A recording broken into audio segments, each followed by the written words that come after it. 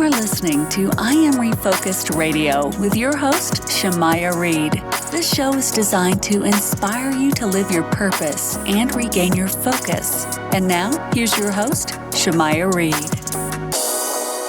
Hey, welcome to I Am Refocused Radio. We are here once again, and today, man, we have a true honor talking to a music guest for us. Today, we have the one and only James A. Norkawich, and man, we're going to talk about his amazing album that's coming in August. It's Lighthouse, but we're also going to be talking about a current single that he has, You Amaze Me, and we're also going to have his backstory of his music career, him as a person.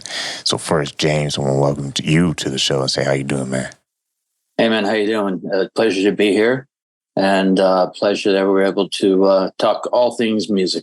Yeah, man. I heard in the green room that you were in Radio Land too, so this is going to be the easiest interview in the world, man. So first and foremost, give us a little bit of your backstory. What inspired you to launch your music career? Well, I started when I was 3 years old, and, my parents were heavily listened to music. My grandfather played by ear, and I had that from an early age. I had that bug, so to speak. I wanted to be able to play and create and do something different. And then throughout the years, it went from piano to organ, back to piano, and then having the opportunities at a very young age through my grandfather and through, all the different resources around me.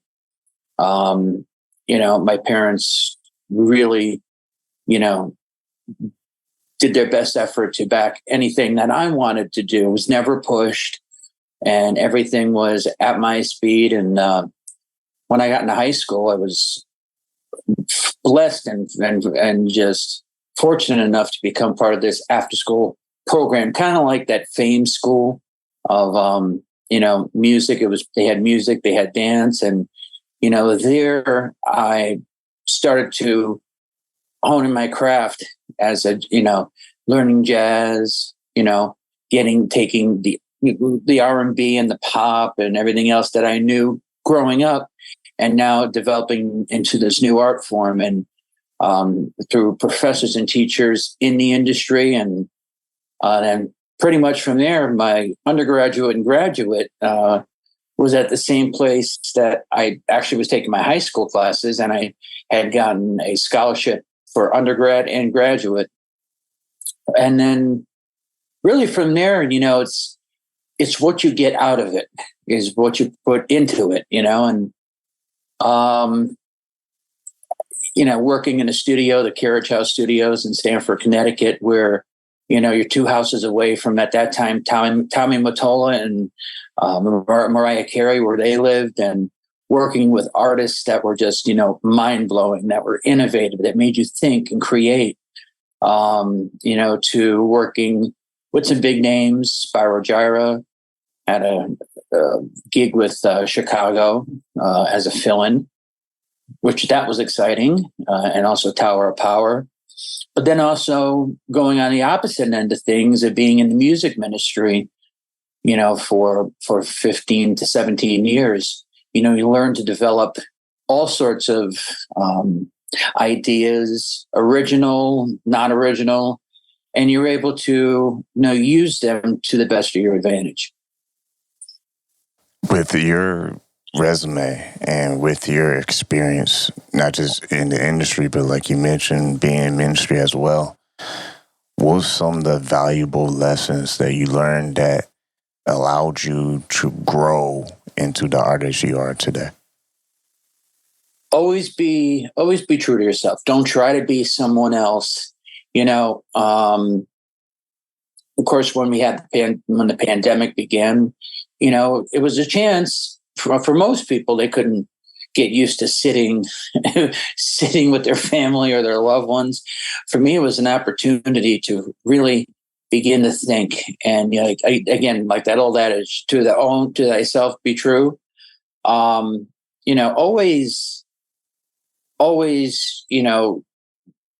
never be afraid to just step out of the box. If you think something doesn't feel right, it's probably right. then again, I'll never forget this as well. This was told to me by he's a world renowned bass player and teacher. He lives here in Connecticut. His name is Brian Torf. He told us when we were in high school, and this is applicable to anyone, any instrument, and no matter what you do, if you, for example, as a musician, if you're not listening to music or I should say, if you're not playing for a period of time, always keep listening, because what you're doing is you're keeping those thoughts, you're keeping those ideas fresh. And when you listen and you're not playing, but you're listening, your mind starts to get in a pattern where it opens up and checks things out. You're really basically doing a self-analyzation of, how can I do this different? How can I do that different? And, I tell someone, if you're not playing, if you're not practicing, if you're just picking an instrument up, don't get discouraged.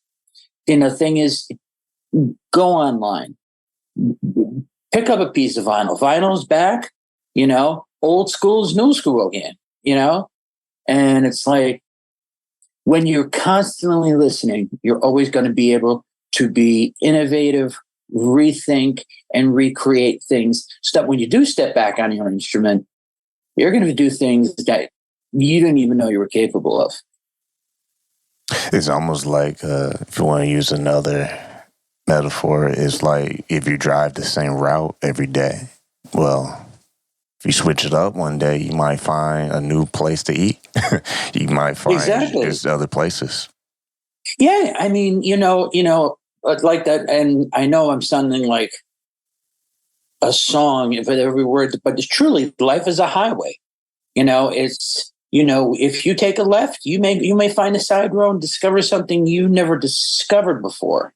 And if you travel to another state or travel to another country, you're going to notice the things that are around you that are different, and you're going to be like, wow, I never saw a sunset the same way.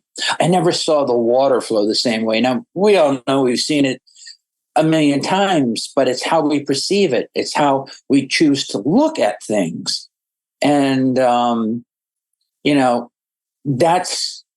that's what really happened with the pandemic is, you start to begin to look at things and you begin to say, wait a minute, everything that I thought I knew, I didn't know anymore. But I have this in mind and I have that in mind. And then when you go to put it down, in the studio, it's like a fountain. It just keeps flowing and flowing. And then, I'm blessed to say that it hasn't, the ideas haven't stopped flowing. So, that's why we just got to keep this going and keep things moving. You listen on Refocus Radio, talking to our guest today, James A. Norkawich. You can go to his website, jamesanorkawich.com. And we're talking about his album that's coming out in August. It's going to be awesome. You want to, keep in mind to really follow him on social media so that way when it's out, you can go get it. But it's Lighthouse album that's coming out in August. So tell us a little bit about what, if you have one, what's the theme for this project, and what's some of the things people can appreciate when they listen to you? Well, Lighthouse is as you know, the symbol of a lighthouse is, or the biblical representation of it is like it's the light leading you back home. And, you don't have to be any particular faith to understand this album. It encompasses a pop genre called classical crossover, where there's classically trained artists, operatic vocalists, one that's going to be on this album working in a pop kind of song. it reaches to the heart. It tells a story. Each track is, although different from the next, it tells of a journey. So when you go on vacation, first thing is like, okay, what do you do? Well, once you get situated and grounded, you begin to explore, and you put an itinerary together, and you say, well, I want to go here. I want to check this out. I want to check that out. That's what this album is. And it'll bring you through a whirlwind of feelings and sounds and emotions. And one of the tracks right now, which is available on YouTube, because it's going to be part of the album, I wanted to kind of sneak the trailer video called You Are Jesus. It just shows how Jesus is present in our everyday life. God is there in our everyday life. And these are everyday situations. And it seems to resonate with everyone around the world because, being a Christian, being a musician, that's part of my job is to get the word out there through music. And I know this album, Lighthouse, it's even more so close to my heart because I lost my dad in 2021 due to COVID-related issues. So my dad always loved lighthouses. So this takes on an even bigger meaning. Man, that's awesome. So tell us a little bit about your dad. Was he into music as well? Because your grandfather, I read in the Bible that he did a lot of great things with the organ. He even started a little center, or what was it that he started? It was an organ thing that he started in Connecticut. Can you share with that? Yeah, he started the Connecticut Valley Theater Organ Society, at a very young age, I'm watching these artists who are big in the theater organ realm. I mean, we're talking people that were recorded and performed and did things before there was actual television. There was this background music that was on the radio and very early TV and soap operas. Organ music was a big thing. In the 1950s and 60s, if you had a home, you probably had a piano, an organ, or both in it. Right. So my grandfather played by ear, but had 13 organs in his home, and it was absolutely crazy growing up and going there. And my mom and my dad both had, an amazing and eclectic background in music. Everything from Elvis Presley to the Chambers Brothers to doo-wop to early rock and roll to just the standard Christian music. I mean, there was always music playing in our house, and there was not just having the thought of my parents say, turn that down. That never existed. We always were constantly blasting music, playing music. And, when you have a childhood like that, you go, you really got to count your blessings because you learn a lot through music and you bond through music. And it just, that's why I am not stuck into one particular artist or one genre. It all transcends through me. So yeah, that's awesome about your granddad with all those organs because like you said, he not only played by ear, but he formed the first amateur society in Connecticut, CVTOS, the Connecticut Valley Theater Organ Society. Now, knowing that your parents were both into music heavily and they played throughout the house, did either one of them, your father, your mom, did they play an instrument, or was it really your granddad that introduced you to music? I mean, that's hard to say because my parents probably from a very early age, always had. There was, like I said, there was always music going in the background. So no matter what we were doing, or whether we're in the car, there was and they listen to good music. It's funny because I know what's good music. Good music to me has a groove, has soul, has a great melody, and just everything that encompasses a good song. So when I felt that, and I wanted to to be able to reproduce that, of course, my grandfather was there, and then being able to play and do, and also play duets and do things with him, and get involved in the whole, theater organ realm. It was just, it really was surreal. Again, my mom and dad were and I know looking down, they're still my biggest fans, and a lot of what I've recorded, a lot of those songs and a lot of those artists are the people that I was brought to through my parents at a very young age. And,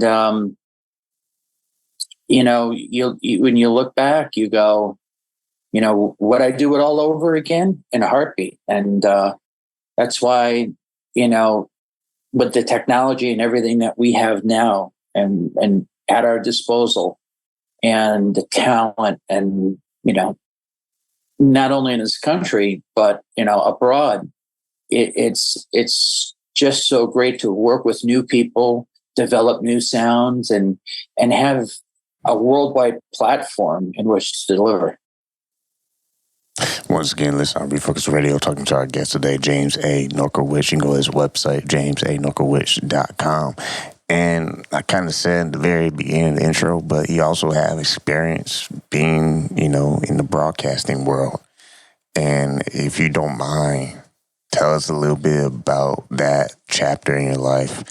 And did that kind of, help you learn some things with audio? Yeah, it's funny because when I completed my first 4 years of college, and I grew up in Bridgeport, Connecticut, which was about an hour and a half right outside of New York City.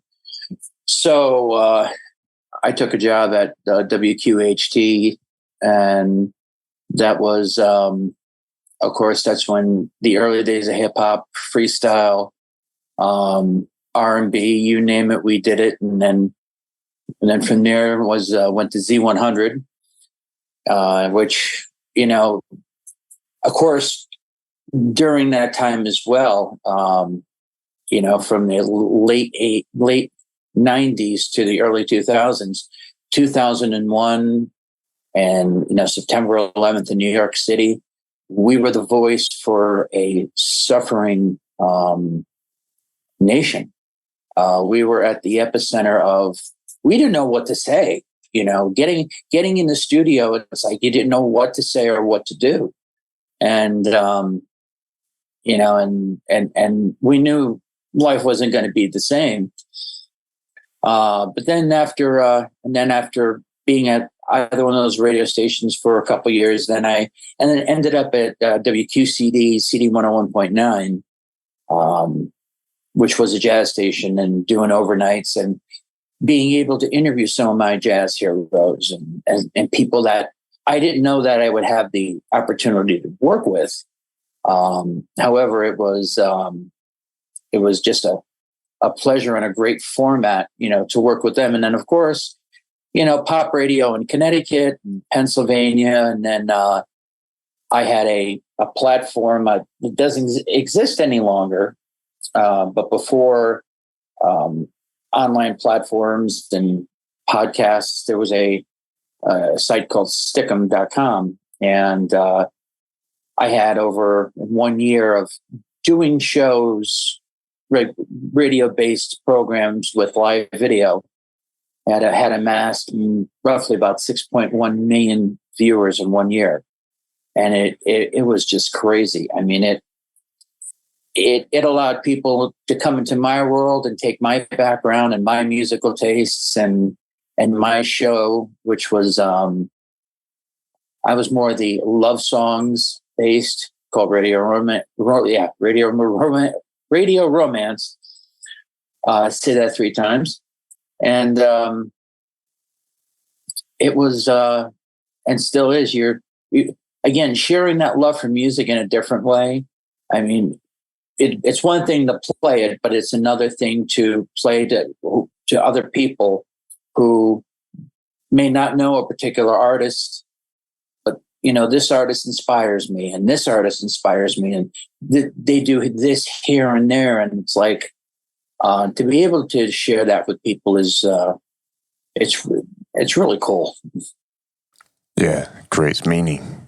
They learn what moved you, and now it moves them. So, yeah, that's the power of sharing. So, when you look into what you're doing with your music career, you mentioned how your dad likes lighthouses.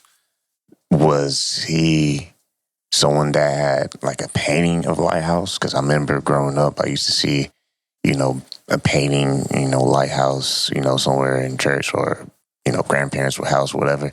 Did he like a painting of lighthouses, or he just in general, like lighthouses? There was I mean, my dad, since we grew up, I want to say 4 or 5 miles from Long Island Sound, right? There we have a lighthouse which is synonymous to the city that we grew up in, and my father grew up in the same city.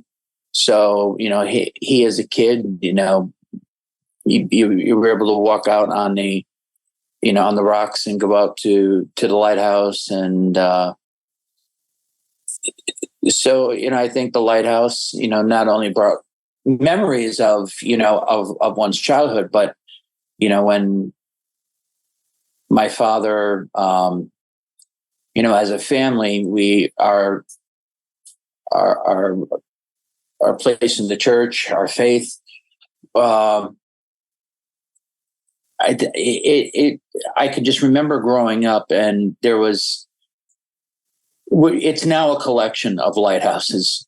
I have my dad's collection, but probably the very first lighthouse was just like one of those old fashioned Avon decanters. That was a lighthouse that my mom had gotten my dad, and then from there on forward, I mean, there was always a representation.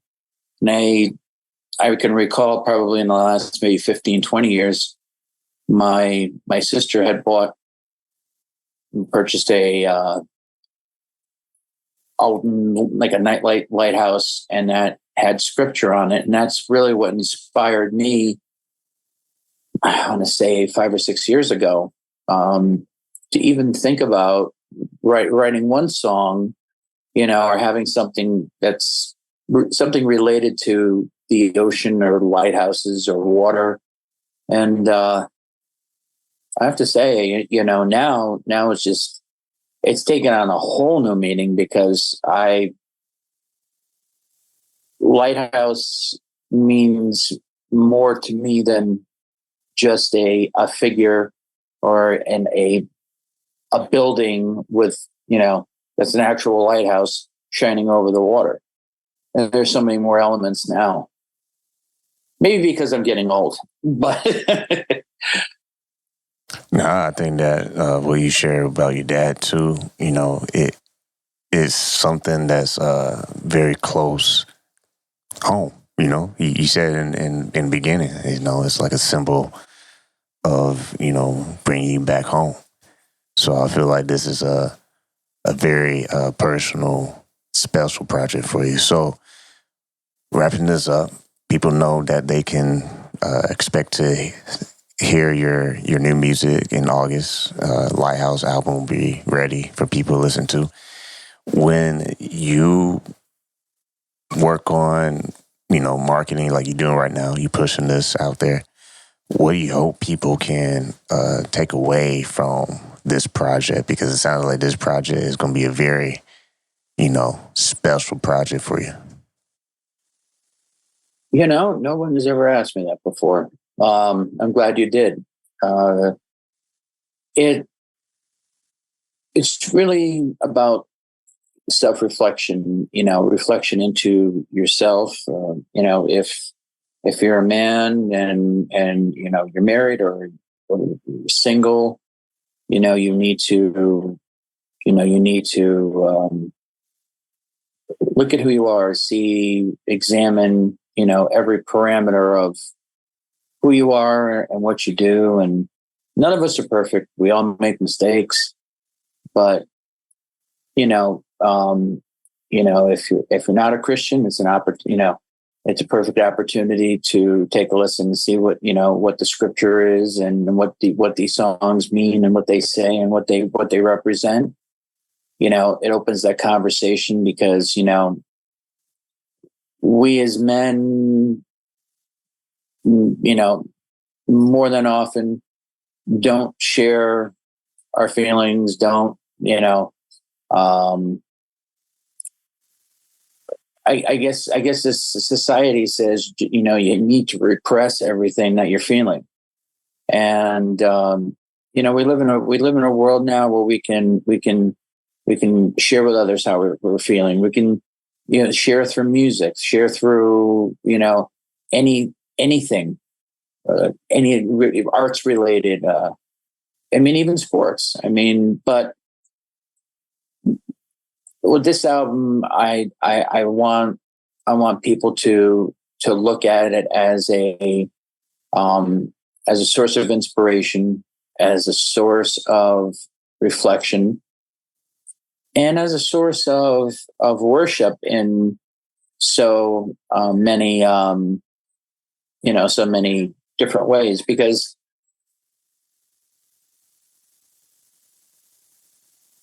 I'll wait till that goes. I also find that, we often need something to actually be able to hold on to listen to.